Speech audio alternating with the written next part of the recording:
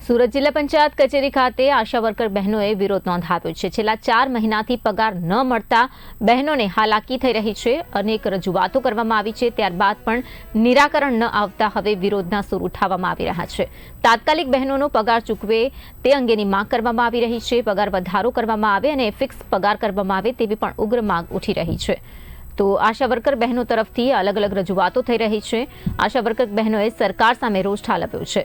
મહિલાઓ સશક્તિકરણની વાતો કરતી સરકારને લઈને પણ જણાવી રહી છે। તો આ સામે આશા વર્કર તમામ આરોગ્યની યોજનાઓ ઘરે ઘરે લાગુ કરી રહી છે, ગર્ભવતી મહિલાઓનો ખ્યાલ કરી રહી છે, ટીબી વાળા લોકોનો ખ્યાલ કરી રહી છે, એક સર્વે કરી રહી છે, તમામ માહિતી એકત્રિત કરી રહી છે, સરકારને અગત્યના ડેટા પ્રોવાઈડ કરી રહી છે અને યોજનાઓનો લાભ અપાઈ રહી છે। પરંતુ 4 મહિનાથી દુઃખ સાથે કહેવું પડશે પગાર નથી મળ્યો। આ શરમજનક કહેવાય। ક્યારે આપણે કોઈ નેતાઓ કે કોઈ ધારાસભ્યને આપણે આવી રીતે જોયા છે કોઈ જગ્યાએ આંદોલન કરતા કે નારા બોલતા કે અમને 4 મહિનાનો પગાર ચૂકવો?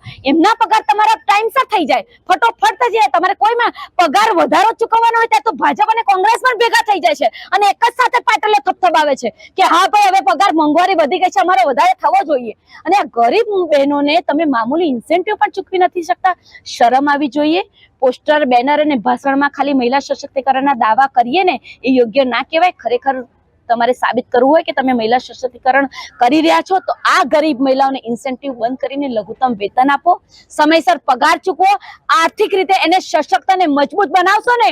જો આશા વર્કરને આ ગરીબ મહિલાઓ, એસસી, એસટી, ઓબીસી, માઇનોરિટી સમાજની, આ બહુજન સમાજની મહિલાઓ જો આર્થિક રીતે સશક્ત થશે ને તો એમનો પરિવાર આગળ આવશે। પરિવાર મજબૂત થશે તો સમાજ મજબૂત થશે ને સાહેબ, સમાજ મજબૂત થશે ને તો ગુજરાત મજબૂત થશે ને ગુજરાત મજબૂત થશે તો આ